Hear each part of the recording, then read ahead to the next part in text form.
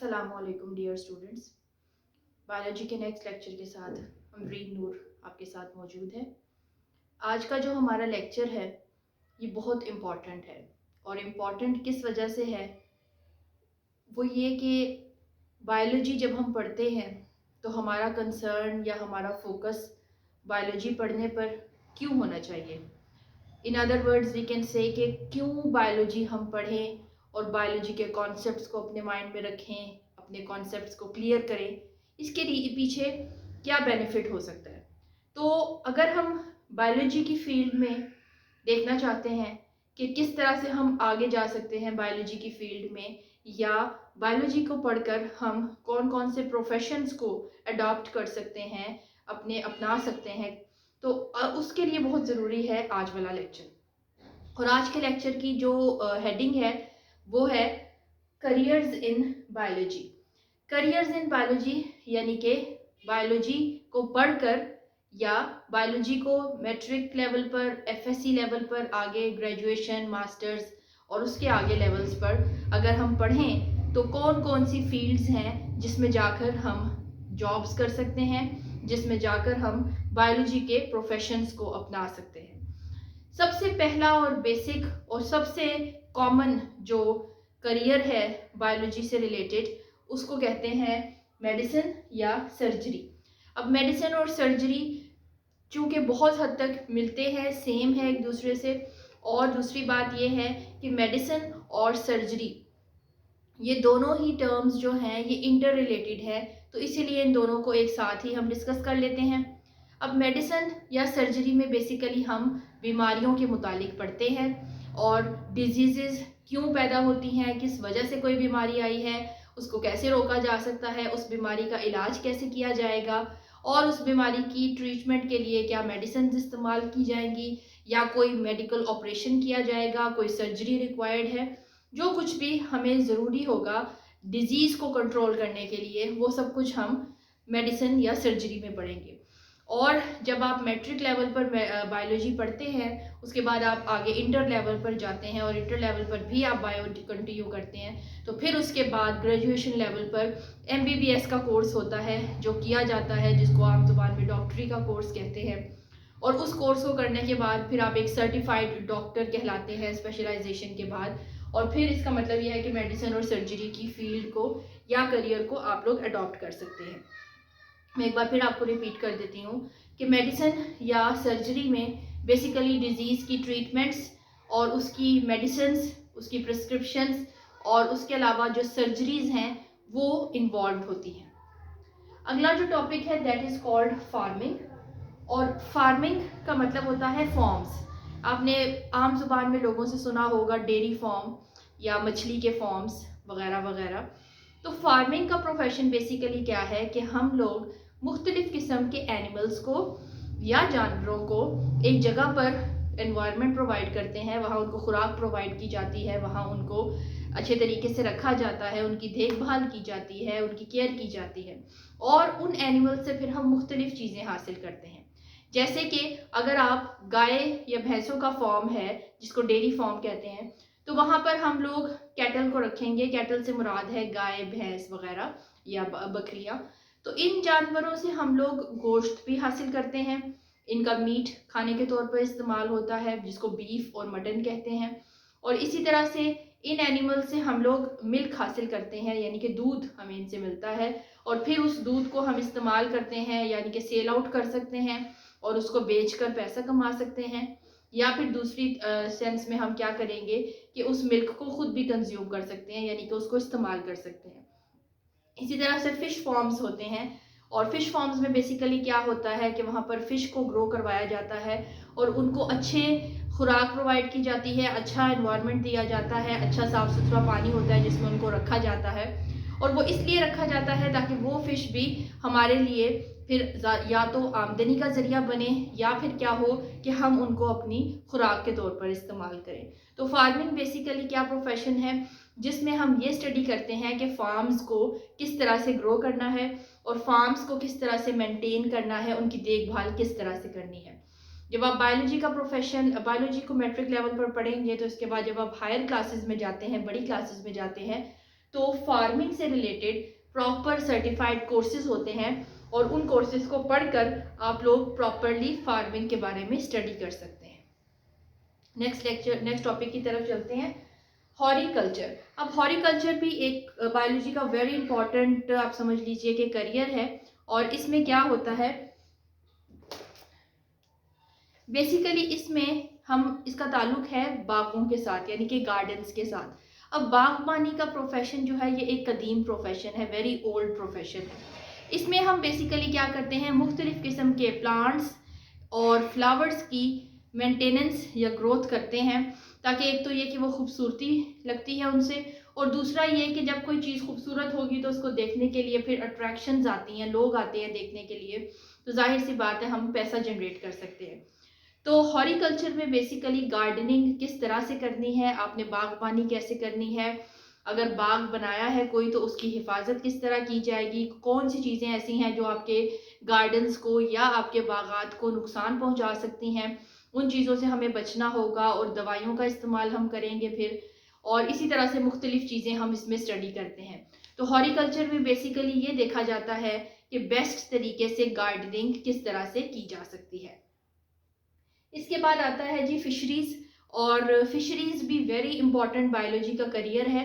इसमें हम ये देखते हैं कि जैसे मैंने आपको फ़िश फार्म्स में बताया, इसी तरह से पाकिस्तान में आपको चूँकि पता है कि सिंध में समंदर है और कराची में, तो उधर हमारे पास फ़िश की काफ़ी ज़्यादा बहुतात है, बहुत ज़्यादा मिकदार में हमारे पास फ़िश मौजूद है। तो अब हम दो काम करते हैं, फ़िश की क्वालिटी और उसकी क्वांटिटी। क्वालिटी का मतलब है कि उसकी खुसूसियात अच्छी की जाएँ, ज़्यादा मज़ेदार हो वो, और वो ज़्यादा हमारे लिए न्यूट्रिशियस हो, ज़्यादा फ़ायदेमंद हो। तो ये सब चीज़ें आती हैं क्वालिटी में, खुसूसियात में। और दूसरा हम देखते हैं कि उसकी क्वांटिटी, यानी कि उसकी मिकदार, उसकी तादाद को कैसे बढ़ाया जा सकता है। क्योंकि फ़िश एक ऐसा फूड है जो कि दुनिया के हर मुल्क में खाया जाता है, खुसूसन अगर पाकिस्तान की बात करें तो पाकिस्तान में भी मछली को एज अ सालन और फ्राई करके और मुख्तलिफ तरीक़ों से हम इस्तेमाल करते हैं। तो फ़िश कोई प्रोडक्शन को बेहतर बनाने के लिए हमें क्या क्या करना होता है, वो सब कुछ हम स्टडी करते हैं under the heading of fisheries. इसके बाद आता है जी एनिमल हस्बेंड्री। इसमें हम लोग क्या करते हैं, एनिमल हस्बेंड्री बेसिकली ज़राअत से रिलेटेड है, यानी कि एग्रीकल्चर से, जो कि एक ब्रांच है जिसके बारे में भी हम थोड़ी देर में पढ़ेंगे। एनिमल हस्बेंड्री में बेसिकली जो मवेशी जानवर हैं, यानी कि जिनको हम कैटल कहते हैं, या इंग्लिश में इनके लिए वर्ड इस्तेमाल होता है लाइव स्टॉक। लाइव स्टॉक कहते हैं ऐसे जानवरों को जो हम घर पर रख सकते हैं, जिन्हें पालतू जानवर कहते हैं, जैसे कि गाय, भैंस, बकरी, मुर्गी वगैरह वगैरह। तो इन जानवरों की कैसे हमने केयर करनी है, और ये जानवर हमें किस तरह से फ़ायदा प्रोवाइड करते हैं, ये सब कुछ हम स्टडी करते हैं इन दी हेडिंग ऑफ एनिमल हस्बेंड्री। आपने बायोलॉजी की बेसिक डेफिनेशन में पढ़ा था कि बायोलॉजी की दो मेजर डिविजन्स हैं, बॉटनी और ज़ूलॉजी। तो ज़ूलॉजी में हम बेसिकली एनिमल्स के बारे में पढ़ते हैं, और अगर आगे बड़ी क्लासेस में जाकर आप लोग ज़ूलॉजी की फील्ड में आगे जाना चाहते हैं तो ज़ूलॉजी की एक डिवीज़न होती है एनिमल हस्बेंड्री। उसमें हम एनिमल्स के मुतालिक पढ़ते हैं और उनकी बेटरमेंट के लिए, उनकी बेहतरी के लिए जो कुछ भी किया जाता है वो सब कुछ इसमें स्टडी किया जाता है। अगली हेडिंग है जी बायोटेक्नोलॉजी। ये वेरी वेरी वेरी इंपॉर्टेंट है, और इम्पॉर्टेंट इसलिए है क्योंकि आजकल के ज़माने में ये बहुत ज़्यादा इन यूज़ है और इस्तेमाल बहुत ज़्यादा इसका हो रहा है। अब बायोटेक्नोलॉजी बेसिकली आपने इसकी डेफिनेशन ब्रांचेस ऑफ बायोलॉजी में भी देखी थी कि जब भी हम जानदारों का इस्तेमाल करते हैं तो वो बायो का वर्ड जानदार से निकला है। तो इसमें एक बात तो क्लियर हो जाती है कि हमने इसमें लिविंग थिंग्स को इस्तेमाल करना है, यानी लिविंग थिंग्स को अपने यूज़ में लेकर आना है। और टेक्नोलॉजी का मतलब होता है हर नई चीज़ या कोई भी चीज़ को नया बनाना और उसकी किसी भी चीज़ को बेहतर तरीके से चलाना। तो बायोटेक्नोलॉजी में बेसिकली हम क्या करते हैं कि हम जानदारों का इस्तेमाल करके ऐसी चीज़ें बनाते हैं, ऐसी मेडिसिन्स बनाते हैं जो कि इंसानों की या मैनकाइंड की खिदमत करती हैं या इंसानों की बेहतरी के लिए इस्तेमाल हो सकती हैं। तो बायोटेक्नोलॉजी भी एक फ़ील्ड है बायोलॉजी की, और अगर बायोलॉजी की फ़ील्ड में आप लोग आगे जाएं तो फिर इसी फील्ड में, बायोटेक्नोलॉजी की फ़ील्ड में आगे बहुत स्कोप है। पाकिस्तान के अंदर बहुत सारी यूनिवर्सिटीज़ हैं जो बायोटेक्नोलॉजी में ग्रेजुएशन लेवल पर, मास्टर्स लेवल पर और उसके आगे बहुत सारी फील्ड्स में आप लोगों को एजुकेशन प्रोवाइड कर रही हैं। इसके बाद आता है जी आखिरी ब्रांच, जो आखिरी करियर है वो है एग्रीकल्चर। अब एग्रीकल्चर का मतलब होता है ज़राअत, यानी कि हमने क्रॉप्स को या अपने जो खेत हैं उनको कैसे उगाना है। चावल की फसल है तो उसको तैयार करने के लिए किन किन मराहिल से गुजरा जाएगा, अपनी ज़मीन को कैसे हम साफ़ करेंगे और अपनी ज़मीन पर हम लोग किस किस किस्म का बीज डालेंगे तो अच्छी फसल उगेगी। तो एग्रीकल्चर जो है ये एक ओल्डेस्ट प्रोफेशन है। एग्रीकल्चर के बारे में ये कहा जाता है कि ये एक बहुत पुराना और एक बहुत ही कदीम प्रोफेशन है जो बहुत पुराने ज़माने के लोगों ने भी अडॉप्ट किया था। और ज़राअत में बेसिकली हम क्या कर रहे होते हैं कि हम लोग खुराक उगा रहे हैं, हम लोग वो हर किस्म की ऐसी चीज़ जो ज़मीन से उग सकती है उसकी ग्रोथ करवा रहे होते हैं और उसको फिर हम सेल करते हैं और फिर पैसा कमाते हैं, या फिर हम उसको डायरेक्टली इस्तेमाल करते हैं खाकर। तो एग्रीकल्चर की भी पूरी एक आपने शायद सुना होगा कि एग्रीकल्चर भी पूरी एक यूनिवर्सिटी की या पूरी एक साइंस है, और उसको पढ़ने के लिए यूनिवर्सिटीज़ में बाकायदा कोर्सेज़ हैं, बाकायदा डिग्रीज प्रोवाइड की जाती हैं, डिप्लोमास करवाए जाते हैं, और इससे रिलेटेड बहुत सारी इंफॉर्मेशंस हैं और बहुत सारी यूनिवर्सिटीज़ हैं जो आपको एग्रीकल्चर की फील्ड में आगे फर्दर एजुकेशन प्रोवाइड करती हैं।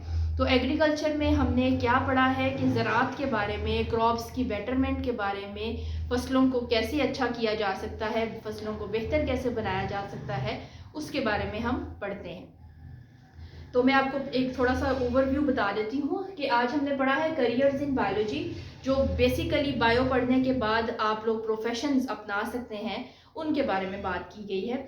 और सबसे पहले है मेडिसिन और सर्जरी, जिसको आम जुबान में डॉक्टरी कहते हैं, कि अगर आप डॉक्टर बनना चाहते हैं तो फिर आप मेडिसिन की फील्ड को अडॉप्ट करेंगे। इसी तरह से फार्मिंग है, यानी कि फ़िश फॉर्म है आपका, या किसी भी किस्म का और कोई आपने फॉर्म बनाया है तो डिफरेंट टाइप्स ऑफ फॉर्म्स को बनाने या डेवलप करने के लिए हम इस फील्ड को अपनाते हैं।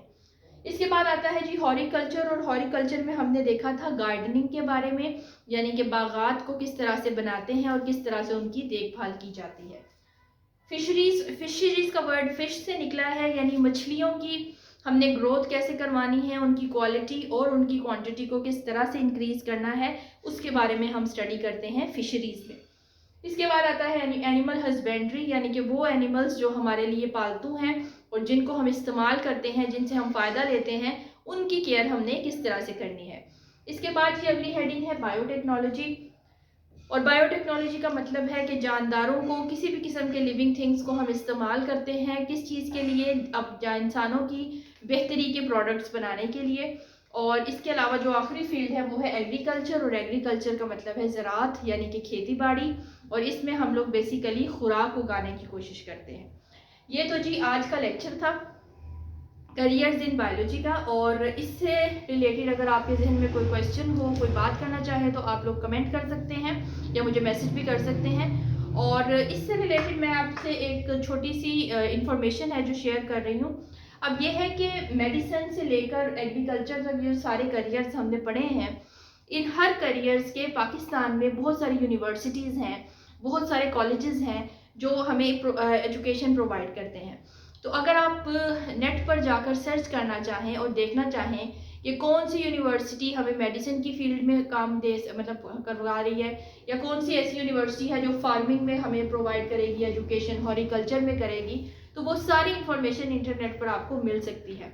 और ये इन्फॉर्मेशन मैंने आपको लेक्चर के स्टार्ट में कहा था कि बहुत ज़रूरी है।